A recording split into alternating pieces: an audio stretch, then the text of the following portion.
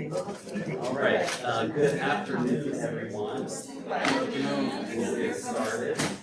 My name is Scott Piper. I'm the library director here at the Decatur campus. It is my honor to welcome you to Hands-on History, Researching Family History Using Georgia State University Library Tools. This session is part of Perimeter College's Mario Bennekin Symposium. I am delighted to introduce Dr. Sean Williams to you. I've known Sean for almost 15 years now. I was a new librarian back then. I'm a little older and a little grayer now. But I quickly learned that Dr. Williams is a strong supporter of the Decatur Library. He is passionate about literacy, the importance of reading challenging texts to expand your mind, and the importance of critical thinking.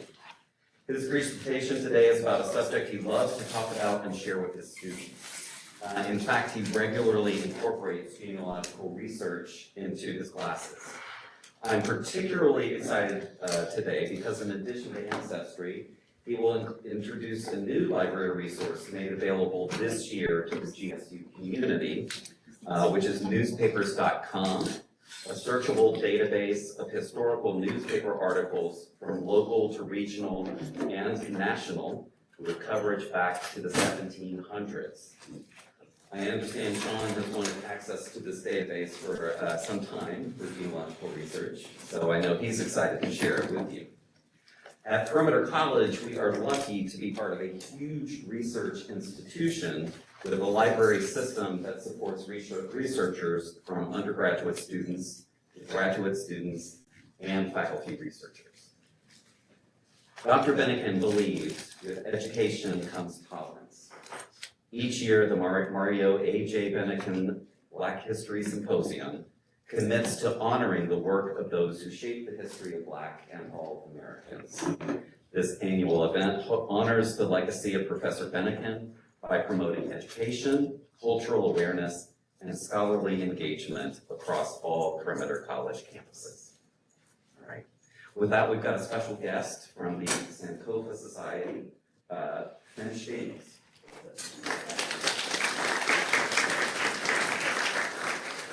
I just wanted to very briefly talk about the Decatur Sankofa Society that I'm trying to get back up and running, and see if any of you would be interested in joining. There'll be a QR code on it later. A little background, Sankofa literally means to go back and fetch. It highlights the importance of learning from the past to build the future.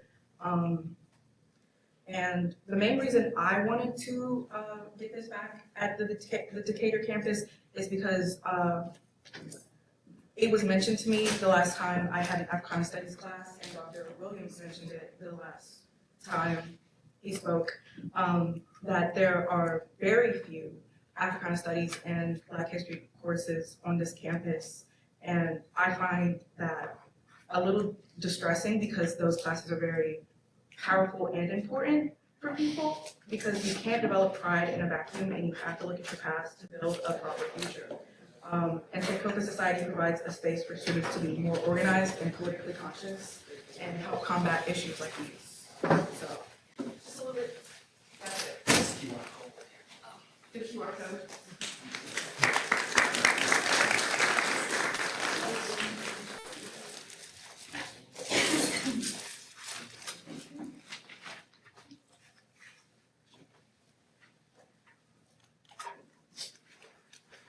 Good afternoon. Good afternoon. Dr. Sean L. Williams has been an educator for over 30 years, having taught students from the primary grades to the graduate level. He has worked in Atlanta and Cobb County Public Schools as a teacher and a reading specialist. He also serves as an education consultant in various schools, private and public. Dr. Williams has written several essays in the field of African American studies and literacy education. He has lectured and conducted workshops on topics such as nurturing language development in young children, public school curriculum and policy, test taking, literacy curriculum development, multiculturalism, gender politics, Africana cultural studies, and family history/genealogical research. Currently, Dr. Williams is a professor of English and Africana Studies at Georgia State University, Perimeter College in Decatur, Georgia. Dr. Williams is the author of I'm a Bad Man, African American Vernacular Culture and the Making of Muhammad Ali. He is also a contributing writer to the Black Power Encyclopedia. Dr. Williams' essay, Liberation Literacy, Haki Madhubuti and the Three R's, Reading, Writing, and Revolution, appears in a forthcoming anthology of essays on writer/activist Haki Madhubuti. Dr. Williams is a founding member and current vice president of the Mobile, Alabama Creole Cultural and Historical Preservation Society and a member of the African American Genealogical and Historical Society and the Association for the Study of African American Life and History. So he does a lot. Please welcome Dr. Williams.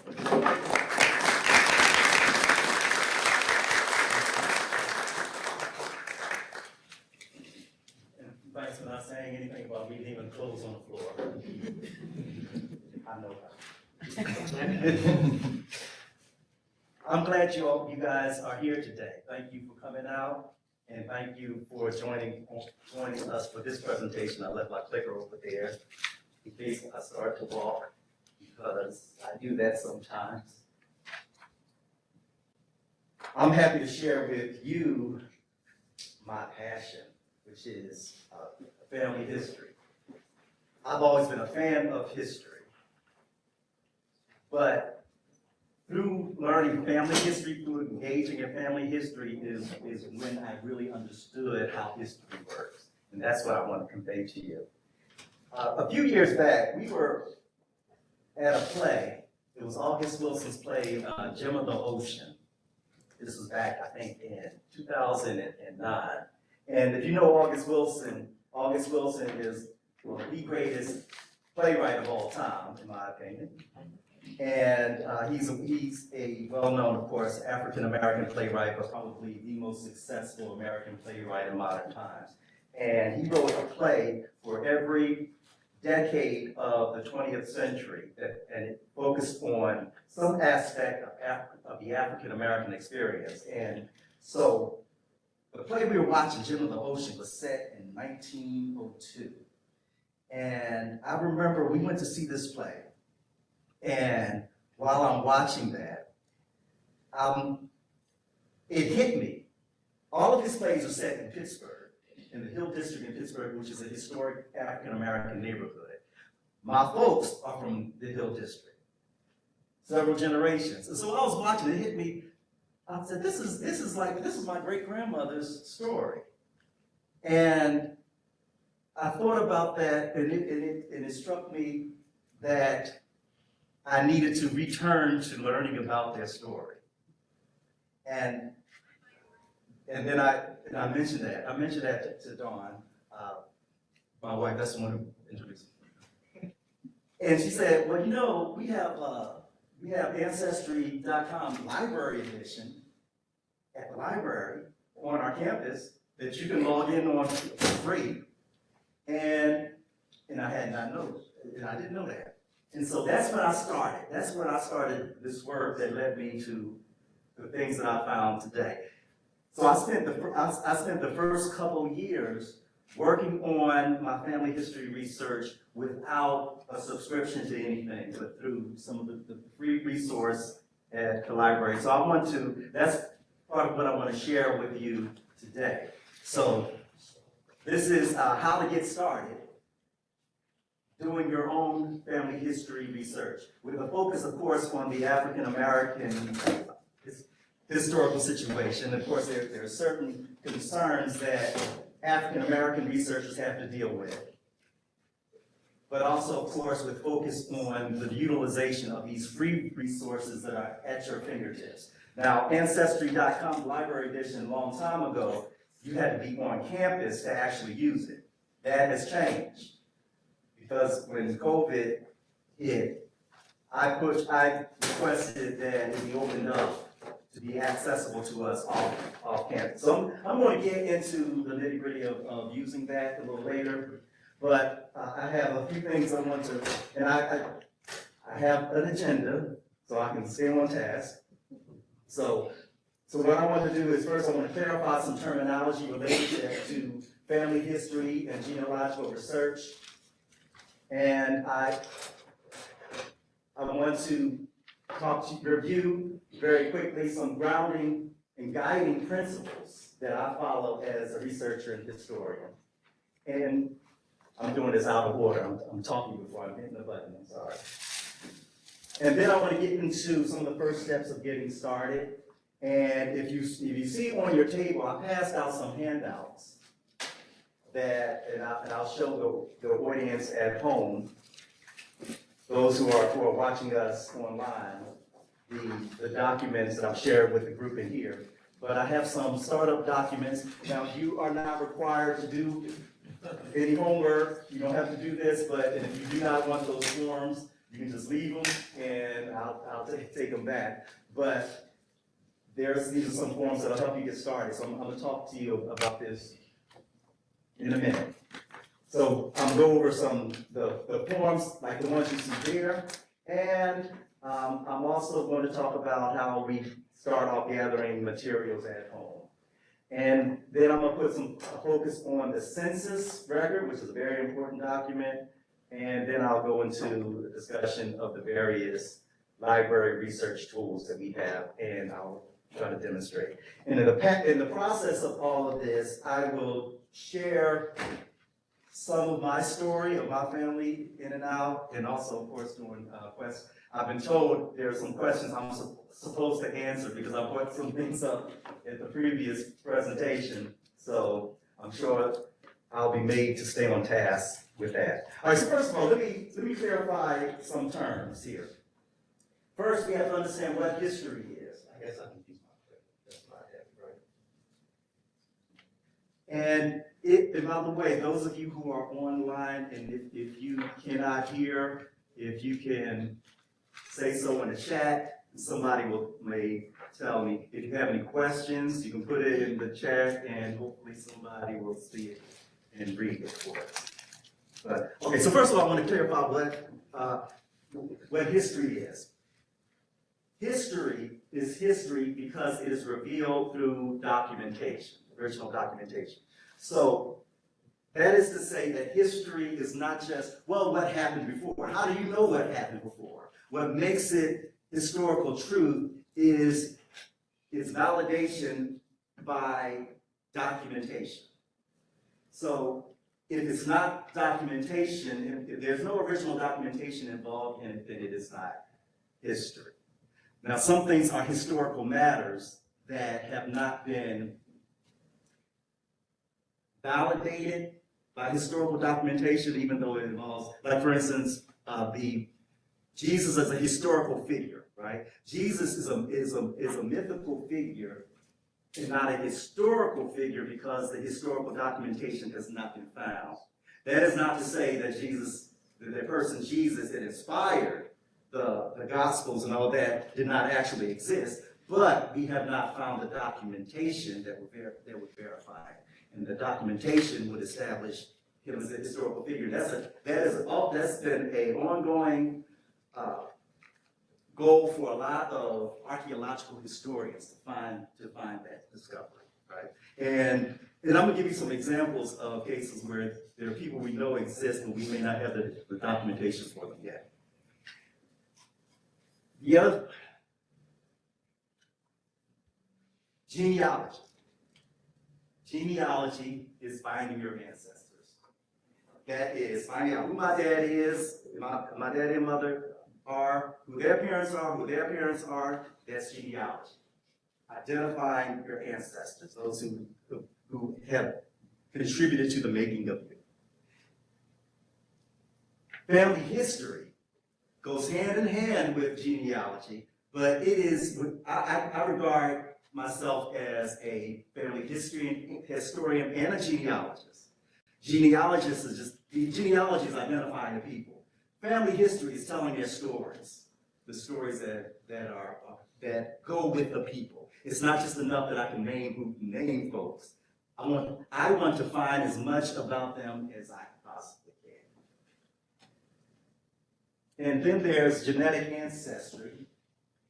This refers to an assessment of your genetic makeup and your ancestry as can be traced through your genetic code. Now, the reason why I'm pointing out these things, because sometimes people, when I talk to people about genealogy, and they say, oh yeah, I did that, I took a test, right? That test may identify, give you a sense of the ethnic makeup of your ancestry. But that is not, of course, the same as researching the story. So I engage, of course, in all of these. So the genetic ancestry portion, that is a scientific process, whereas these two are historic research processes. In other words, the validation for historic truth is, like you said, what, original documents. The validation of scientific truth is through some form of experimentation and observation. So the science of genetics is a very, very useful tool. I won't get into it too much today, but I'll maybe answer some questions about it. But it works in conjunction with the other things. So a few guiding principles I follow as a historian and to guide me on my mission. And first of all, to understand that it is a mission. Uncovering ancestral history is a sacred task.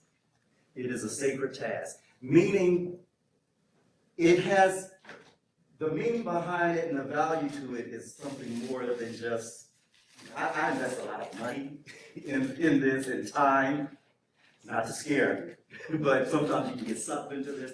And when I think about it, I think about, man, I really work hard on this. Could you imagine if this was something I got paid to do? But it's because it is an absolute sacred task, especially as an African American researcher, because I see it as the restoration of my people. So it is a process of resurrection, and so that's why I consider it a sacred task. Genealogical research is a lifetime project. You will not be able to find your first ancestor that came over on whatever slave ship in a year, or 2 years, or 3 years, right? Or maybe ever. It is a continual process, and so you keep working at it, and then when I'm finished, when will I be finished? Can you take a guess? When I'm dead, right? So when I'm done, someone else has to take up the task. In fact, other people are taking up the task even while I'm alive. Everyone should have, how many of you have a family historian at least one family historian in your family? Okay, cool. How many have more than one that are related to you? Okay. Everyone has to have a family historian, right? So why not that be you? That would be a great thing, wouldn't it? Genealogical research requires patience, persistence, and imagination. Imagination meaning you have to think creatively sometimes. And you got to be patient and persistent because it does not come easy. It's not as easy as it looks when Henry Louis Gates opens up that book and puts it in front of someone. Right? Not as easy as that. You know, he has a team of people that does that. A researcher must be organized. Yeah, all right. Some people looking at me like, okay, what are you doing up there? And of course, and some of the things I'm going to describe to you will help you keep organized. And I do a good job of organizing this. I don't organize much else, but I do organize this. And it's necessary because it prevents you from repeating finding things that you've already found. Mindfulness of cultural and historical circumstances is essential, meaning it is necessary for you to be grounded in an understanding of history to do this. Like, for instance, if you're researching African American families, it makes sense to know when slavery in America began and when it ended. It makes sense to know other things like when World War I occurred and World War II occurred. Why? Because these pivotal events in history impact families, impact people. People moved up north to, of course, after slavery, to find find work to escape the violence of the South. People moved to different places when war was going on because they created economic opportunities.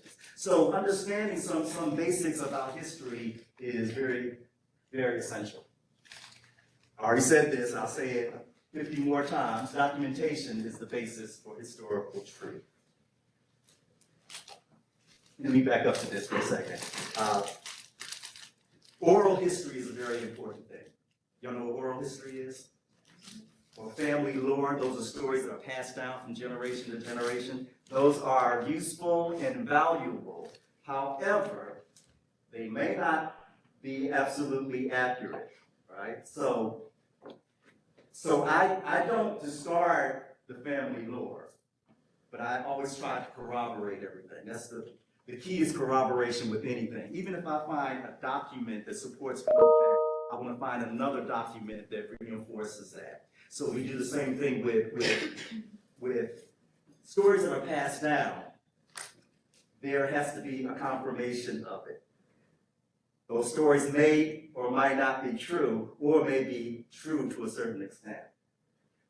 Family historians should be willing to correct mistakes, especially their own.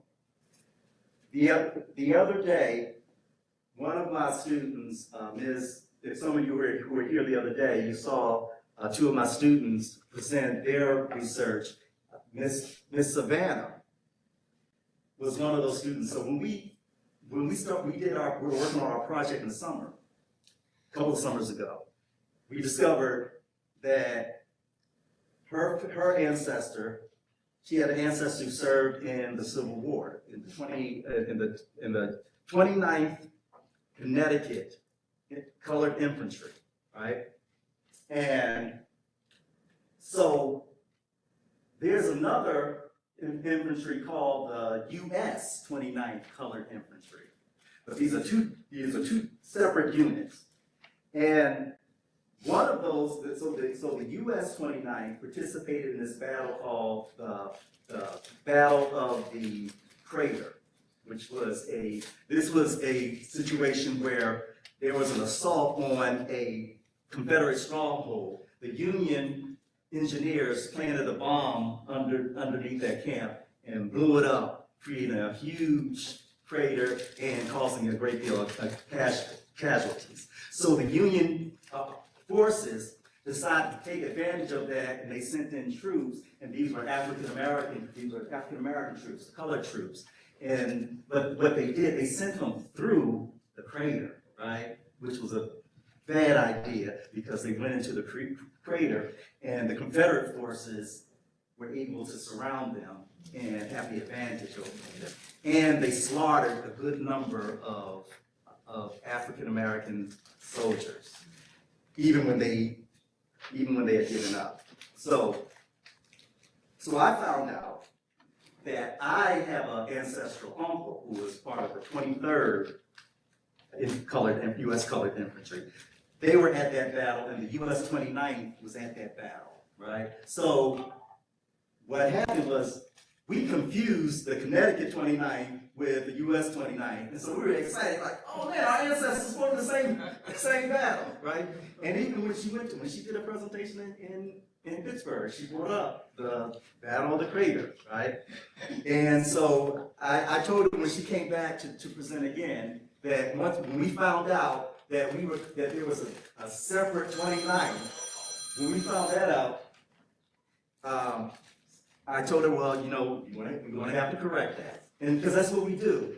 Even though that story was exciting, I love that story. Could you imagine that? We meeting together, and so we ended up having to correct that story, right? And that's what a responsible scholar does. A responsible scholar doesn't dig in deep and repeat the lie, nor does a responsible scholar pretend that they never made the mistake. If you spread information that happens to be misinformation, it's your obligation to go back and fix that. And sometimes we have to fix some stories in our family. So you have some stories that are passed down, That's the hard part, telling your grandma. That ain't true. Great granddad wasn't no Cherokee chief, I'm sorry. So, yes, but we have to, so sometimes we have to correct those stories. But I found there have been other instances where I thought I found something, had a legitimate reason, a good reason for believing it, but then found some further evidence that contradicted, and then I had to go back and say, oh, well, you know, what I told you before was wrong. That's part of the job. And is there another thing underneath this thing? Yeah. Oh, yeah. Okay, underneath the captioning, it says, sharing research is a part of the process. Sharing research is part of the process. Some people research history, they'll create huge family trees with all kinds of documentation, and they'll have it on, and they'll be on, have a subscription to Ancestry.com, and they'll have their tree hidden, so no one can look at it. I understand some of the rationale, because sometimes people will take things and don't credit, or they'll take things without checking it to confirm it. But so I understand that to a degree.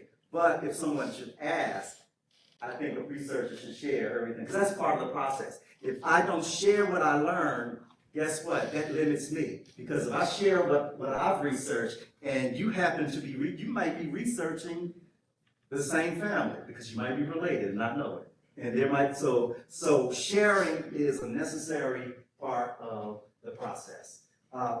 In fact, it helps to form what I consider the trinity of effective family research, which is research, document research, I should say, document research and DNA analysis, along with this third thing, networking, that is working with other researchers. Okay, so to understand the process of family history research can be captured in this quotation here from Tony Burrows.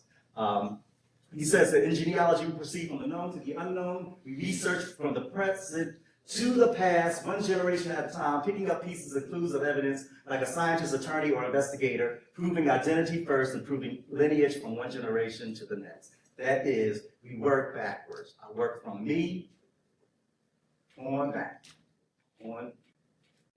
which is wrong. No. In other words, we don't start with, oh, you know what, I heard I'm related to Booker T. Washington. Let me research Booker T. Washington and see where his progeny leads. No, we go from me, I go from me back, not from a guess and come down.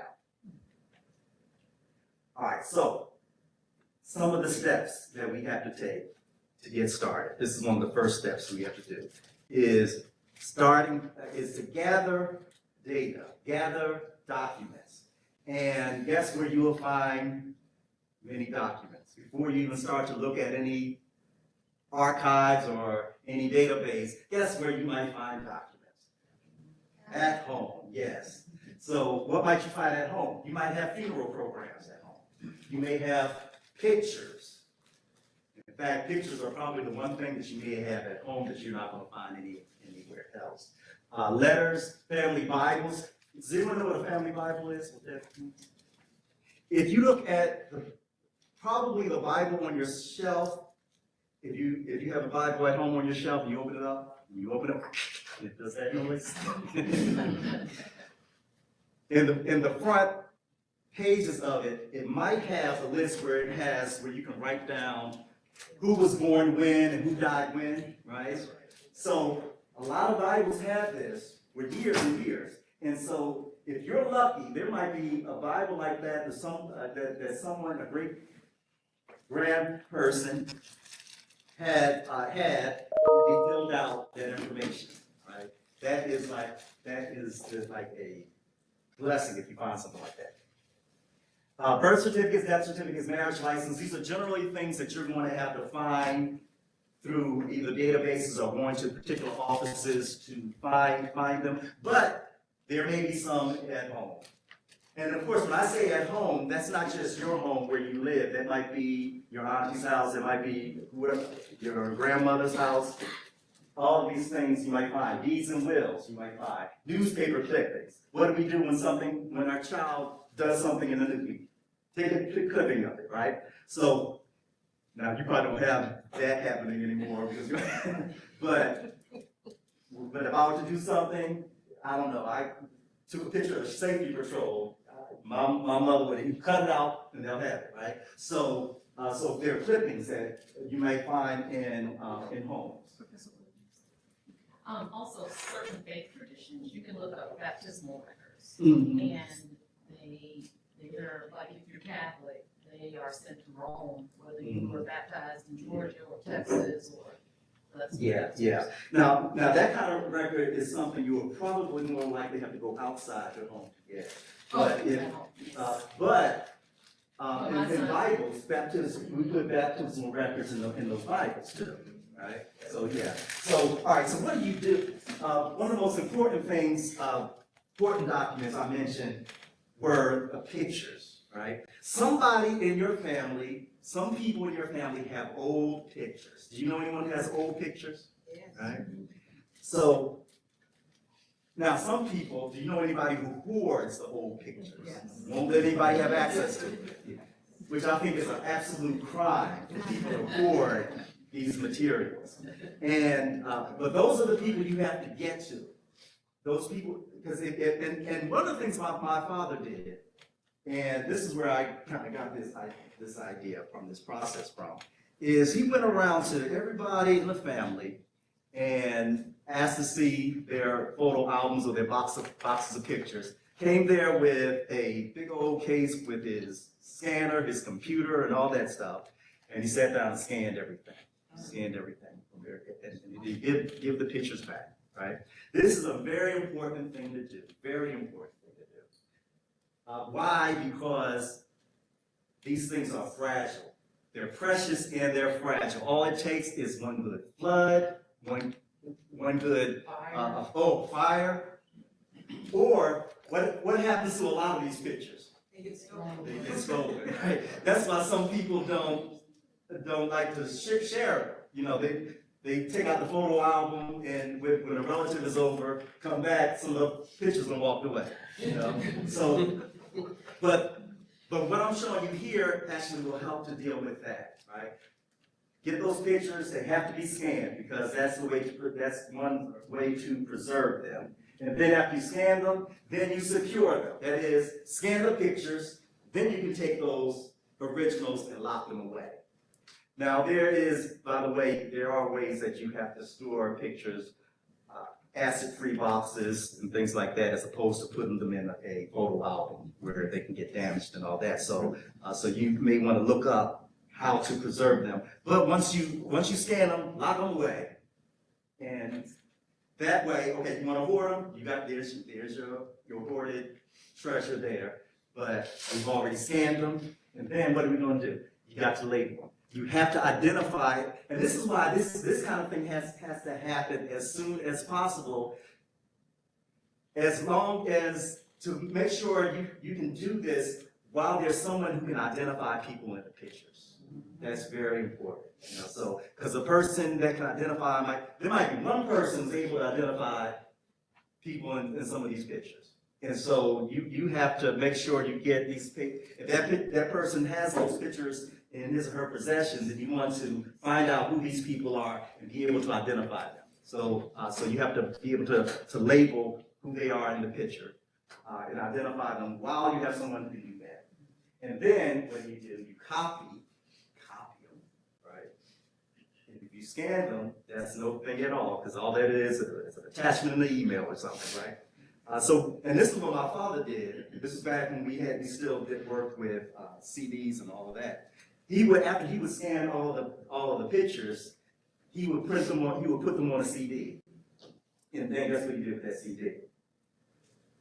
Share it. Give it to everybody. So now everybody has a picture. This way no one has to steal anything, right? and so now there's another function to that too, with the sharing. That also helps with the preservation of it, right? Because now now that the picture doesn't exist just in one form, one document. Now, you should do this not only to pictures, but also to particular documents that you may have, to scan, birth certificates, whatever you have that might be a valuable document, scan it, secure it, label it, copy it, and share it.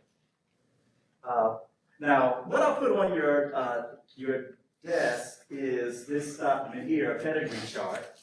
So this is a pedigree chart that we use to, so pedigree refers, a pedigree chart is a family tree that deals specifically with the direct blood relations, right? So in other words, on a family tree, you have a person, that person's parents, their parents, and so forth, right? So what we don't find on a pedigree chart, we don't find like brothers and sisters and all that kind of stuff. Honestly, you won't find that on this tree.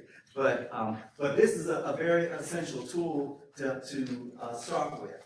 So my recommendation is, and by the way, the gathering of documents and this other process that I'm explaining right now, you don't have to finish one before you do the other, right? But this is very key to start preliminary data gathering. And so what I used to do is have folks start off with a pedigree chart. And actually, I would always recommend they use 2 pedigree charts and have one and put father's name on one, and on the other one put mother's name, right? Gives you more room to work, and start to fill out as much as possible.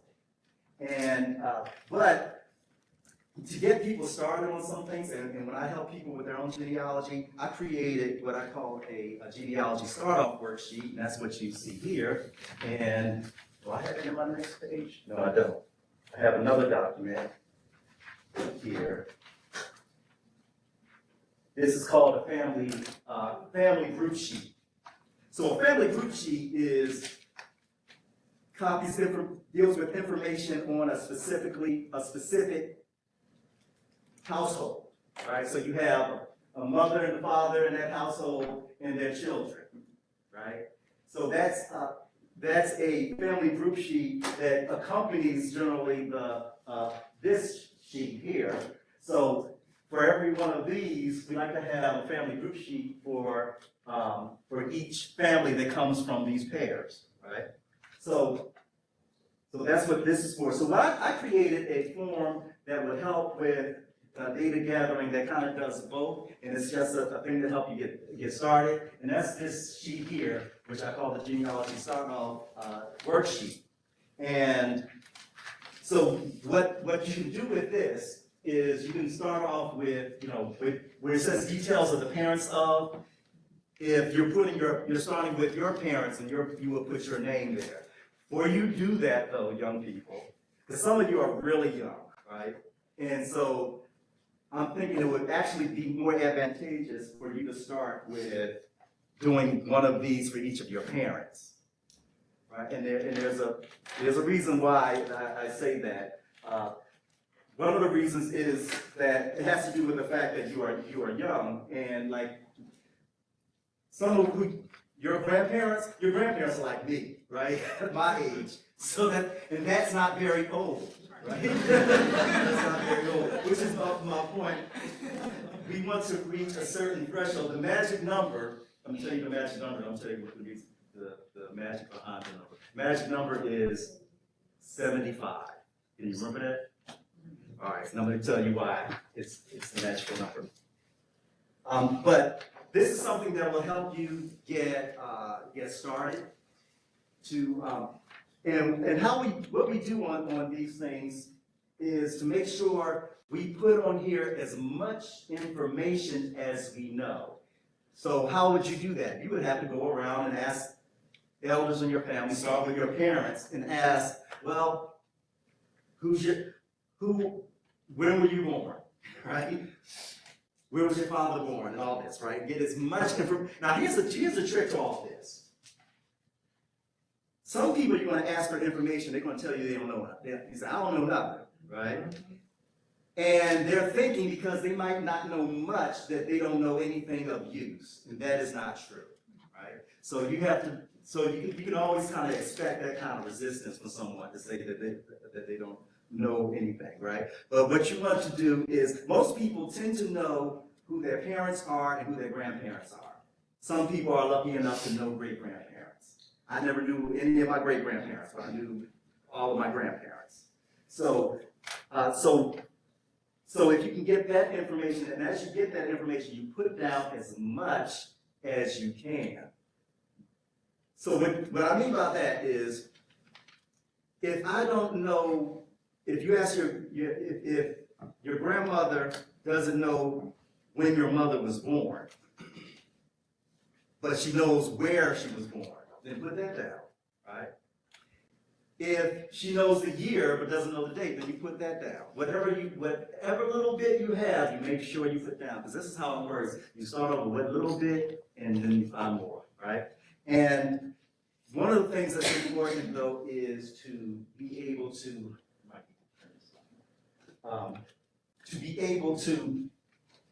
know how to ask questions, right? If you ask someone, okay, when did your grandmother die, right? What would you say? Someone asked you when would your grandmother die, you probably might say, well, I can't remember the year, right? But if you ask, well, when did your mother die? Let me use that as an example. You ask someone when an elder, when their mother died, they might not be able to specify the year. They may or may not. If they can't specify the year, perhaps if you ask, well, how old were you when she died? Right? That's another way to get at the information. And then what you would do is write down, okay, it was 8 years old when such and such died, right? You can go back and do the math a little later, but take that down. And so there are ways that you can ask for information to get the information you want, because as I said, some people are going to be resistant in saying and thinking they don't know and they don't have information of value when in fact they do. So all right, next important piece of the thing I want to cover is the U.S. Census, right? So we gather all this information and we start getting dates and we start getting places where people were born, and also see what I have on the startup sheet is spaces for people's brothers and sisters, right? So with your father's brothers and sisters, or your grandmother's brothers and sisters.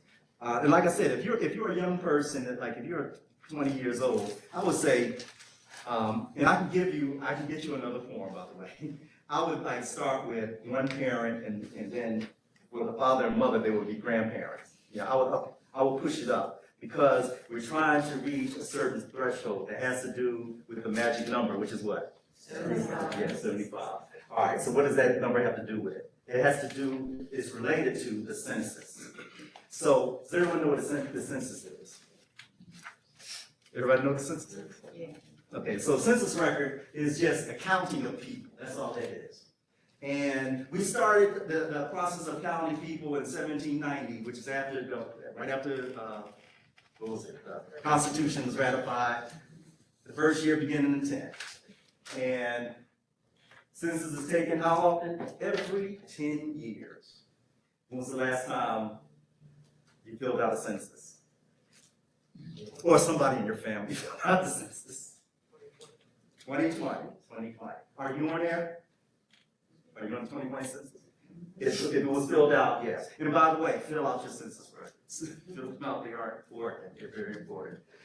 I say that because now I see how important it is. It's important for somebody who's going to be researching 100 years from now. So, but census are taken every year, and once that census is taken, the information on that census record is sealed for 72 years, right? So some of you, yeah, where did you first appear on the census? Do you know? You know? Huh? Yeah, sure. Okay. All right. When does the census count? When does the census count made? Every 10 years. Do you know what year?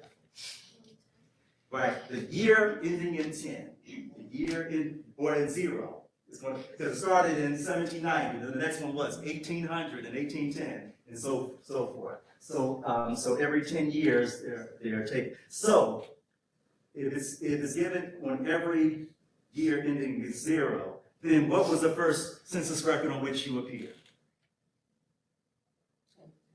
Mine is 2000. When is it? Mine is 2000. 2000? Yeah. Oh, wow. All right. 1980. All right, so that means, like, so if you were born in the 90s, then your first time you would appear on the census would be 2000, right? Have you seen yourself on the census? I never heard of a census. Okay. Now, has he seen, can we go see him on the census record? No, because it's sealed for 72 years. Right. 72 years from now, we'll digitize it and make it available, right? All right, I probably need to hurry up. Census data is released every 10 years.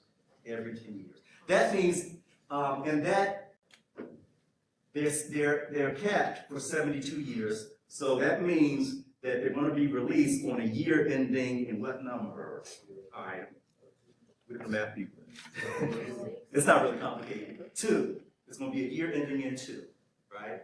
In fact, every year ending in 2, there's a release of a record. So the last census record that was released was the 1950 census, and that was released in 2022, right? So the next one coming out is going to be, the next one released is going to be for what year? 1960. When is it going to come out? 2032. Yes. Yes. So now the census records that we have available, that is those that we can go into Ancestry or some other database and search for and look to search for some of our ancestors. They cover the years from 1790 to 1950, minus the 1890 census. You know why minus 1890 is right now? They were burned. The 1890 census records were burned in a fire where they were kept. So, I mean, there are like fragments of some of it, but they're lost. That, by the way, is a tremendous loss for us, right? Because enslavement of Africans in the United States was in 1619. When did legal slavery end for African Americans in the United States? 65, yes. So, what does that mean? The census records that include most African Americans from 1870 to 1950. Why is that? Because enslaved people do not appear on the census record, right? Enslaved people do not appear in the census record. That, I am not saying that African Americans don't appear on the census record prior to 1870. I'm saying enslaved people don't appear on the record. So if there are free Africans living, and they have always been, as long as there's been a United States or the colonies, there have always been free Africans in America, right? And so you may find an ancestor on the census prior to 1870, and that would mean that person is not enslaved, right? So now, why is the census records important? The main reason why they're important is that this is the one record where you'll have whole families of people on it. You have a whole family, and that is very crucial. That's why this is the central most important document that you'll find. So I was born in 1966, right? So when was I first counted? 1970, right? So have I seen myself yet? I had to wait till what? 2042 to see myself on the census, right? I'm gonna be excited. Hopefully I'll be here. So that will make me excited to see myself. Here I am. So I was excited when the 1940 came out, because that was the first one my parents put here on there. So, okay, so the most recently completed year was 2025, right? So The most recent census that's been released was when? 1950. 1950. All right, so here's how we come up with our magic number. Oop. Where after my thing? Oh, my thing disappeared, I'm sorry. I messed up my animation. It's supposed to say 2025 minus 1950 gives us 75. So what that means is that for a person to appear on a census record that you can find, they would have to be at least how old? 75 years old. They would have to be of an age where they turn 76 in this year, 2026, right? So if they're younger. Oh, geez. Okay, I'm hurry up. All right, I gotta skip ahead. All right, so let me come out of this real quick because I didn't get to tell you to use. All right, so two of the main database resources are Ancestry and Family Search, right?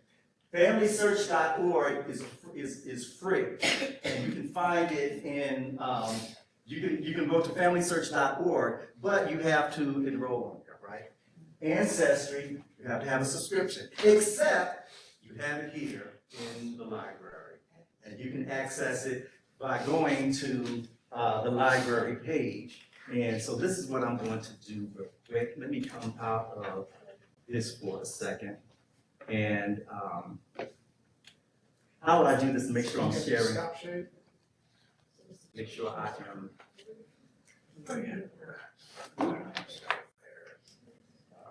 Right.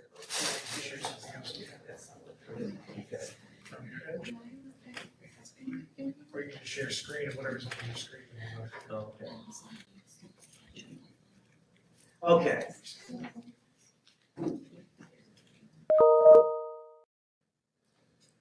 Okay, I'm sorry, I messed up. I'm talking too much. And I need to be moving. All right, so how do you get to your library page? You know how to get to your library page? You go to your GSU homepage and you go to the library, right? So it's going to fall under there under useful links. So you go there and you come to, so how would I get to Ancestry? The easiest way, fastest way that I like to go is I like to click on things. So I go to databases by name and I go to A. And here, I go down and I find Ancestry, Library Edition. Boom. And so a good person to start with to search is that ancestor that you have that is how old? 75. And I turned 75 in 2026. They have to be having been 75 by the end of 2025. Oh shoot, I gotta do all this. I forgot about that. I'm sorry, I forgot about the login here. So that doggone duo won't pop up, I bet. Yep.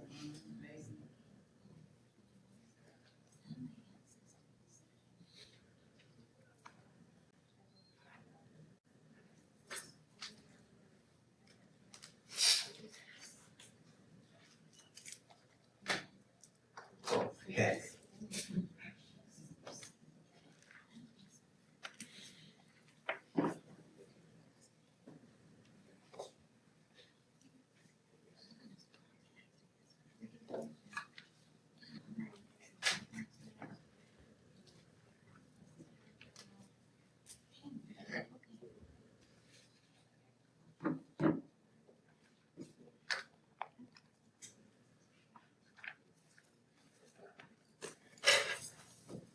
Okay, so,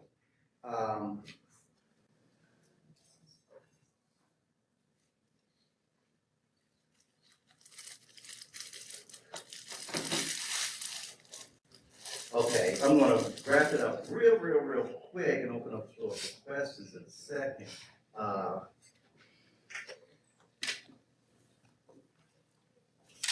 But just to show you how you get into it, you'll go right here and it'll come up eventually, right? And here we can put in someone's name, right?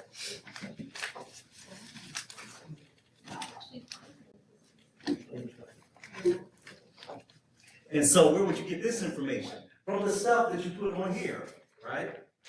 You put in a place lived. It doesn't have, all you need is a place that that person may have lived, right?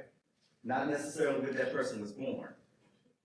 Does it still count if you put the place they were born at? Yeah. It can be either one, but as long as you know if the person has lived somewhere and they might have, see, I'm worried about this. So then you'll get, now here's the thing about Ancestry Library Edition. You can find everything that you could on the paid resource. The thing that you cannot do is that you cannot create your own trees like you can do with a paid subscription, right? So when you find something, and for someone on here, and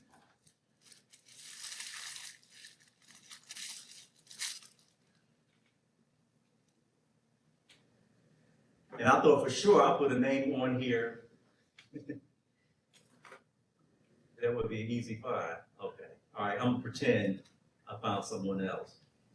Right? But just to click on the record. So what will happen is we look at the record. So this is a census record. And it'll give us a summary of what's on there. Right? And it says, so the person listed there is named L. James Williams, who was 4 years old, right? Born in 1876 approximately. One thing about the census record, it does not identify years or dates of birth. It'll say how old that person is at that time. So the only way you can extrapolate the age is to subtract it from, like, okay, this person is listed as 4 years old. This is the 1880 census, so that means he was born around, what, 1876. And so you get an estimate. Now, it'll tell you some things like, okay, this person is identified as white. So if I look at that, and I look at that information, I can see that, and I say, okay, that's not my folks right there, right? So that's the first thing you look at, right? And now if it is someone that is familiar to me, that I think it might be my person, what I would most likely like to do is to look at the actual document. So some documents that appear in Ancestry, they have been scanned, and so you can actually see the actual document itself. So we want to see, I never go by what the information that has been summarized. I always want to look at, if it's possible, to look at the actual document. Because when I look at the actual document, I can see some things that I might not see otherwise. Let me quickly go to another. Here, I'm gonna do it this way because this will get it to me fast. This is not how you would find it, by the way. This is a tree that I have on there, right? And so one thing about this paid subscription, you can build trees and you can add files to it and all that stuff. Now, what you would do if you find a document that you wanted. So I'm going to view this. So I like to view the image, and then it highlights.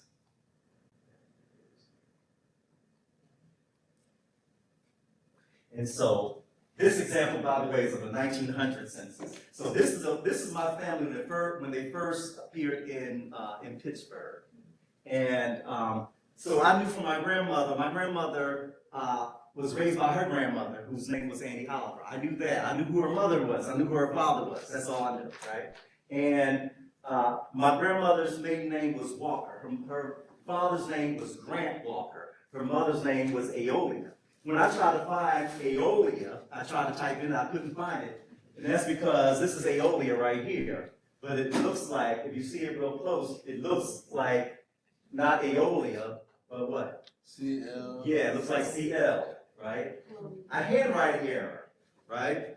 So the indexer, so in order for us to search this, an indexer has to take the information and plug it in so that when we search it, it'll come up. And so the indexer recorded it wrong because, for obvious reasons, right? And so that's why sometimes you have to, all the time, in fact, you have to actually look at the original document and see what's on there. And so the interesting thing about this particular document, I found aioli of my grandmother, and then underneath it, the borders, one of the borders is Grant. Well, it says Frank, but actually it's another handwriting issue. That's Grant Walker, right? So when I found this is my great grandfather. That's my great grandmother before they were married. He was a boarder living in his father in her father's house, right? And oh, here's another interesting thing. This is the part that makes some of this really magical. Right? So there's this play August Wilson did called Joe Turner's Coming On. It's on Broadway now with Taraji Henson. And that play is set in Pittsburgh. There were some geographers who assessed where that home appeared, right? And they identified it on the map. There's a boarding house in the play, right? And they identified where it appeared. And guess where that they estimated that it was at 1616 Webster Avenue. And I found this out like last year. And if you look at this, where's my, oops. If you look at this, look at the address, 1616 Webster Avenue. So my great-grandfather's house was Seth Howley's boarding house in the play. Purely coincidental, right? So, and I shared this when I was in Pittsburgh on a panel with the director of the Pittsburgh Playhouse Theater, who's directed almost every August Wilson play. When I told him this address, he said, "What's that address?" And then he got on the phone, he said, "My wife's grandfather used to own that house." So, there's magic to a lot of this craziness, you know. But, all right, so I have to, so let me point out a few things real quick, because my time is up, so I'm going to open up for questions, make room for questions. But the resources that are available to you, we have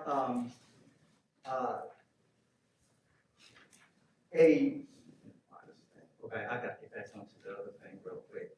But there is a library guide for, oh, maybe I should have pulled it up. There is a library guide for this session that will have some of the links that I'm talking about. So if you go into so how would they do that? Go into the library's homepage. And then the tab on the top is the tab that says research. And if you click on that, you'll see where it says library guide. Research guide, I'm sorry. Yeah. And then when you get into research guides, you can either search by subject, you can search by the name, like Mario A.J, you can search by history, genealogy, and it'll pull up the guide that will take you, that'll have links to where you can find ancestry.com, library edition, where you can find newspapers.com, African American newspapers, all of that. So yeah, the new thing that's been added is there are two other databases that I wanted to mention, and that's newspapers.com, and you can find that along with their list too, or if you go to their guide, there's a link to that there. There's newspaper.com, and there's another one, African American Historical Newspapers. And I found some of my folks on there. So the, I have there's some people in history classes that their professor is giving them an extra credit assignment if you want to do it. So if your professor is allowing that, this was the assignment, which is fill this out as much as you can, scan or take a picture of it, and the other thing is to find an ancestor on the census record. And one of the things that I failed to do is to show you how to print that. So I'm gonna pull up and show you how to print it. But while I'm doing that, any questions? Any questions anyone wants to ask? Sean, Yes. there's something in chat that someone said, please send me this information to my email, recording our class notes, because this is good for my next generation. So is there any way, you can email the slides or? Yes, if email me, swilliams274 @gsu.edu. If someone will put that in the chat, that would be great. And, yeah, that would make that doable. So if I wanted to print this, we can go to save and I'll just pull up a thing just so you can. Because one thing, see, if I was in an Ancestry account, I can just save it to the profile of the person. But since you don't have an account, what you can do is save it directly to your computer or print it out. And the way you can do that is by clicking on print.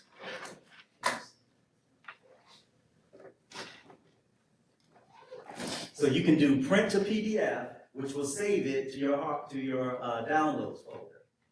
So you can do that with that. Now this would print, if you're going to print a document, you have to pull it up in the form that you want to print it in.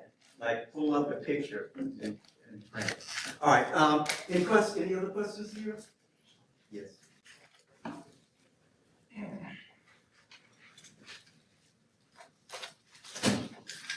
Okay. All right. I'm gonna do like Trump and read the message. Okay. Oh, yeah, that's a good point. All right, I had on a slide that started in the U.S. in 1619. What I should have said, slavery in the part of the world that became the United States began in 1619 because it was a colony at that point. All right. So, one of our esteemed professors.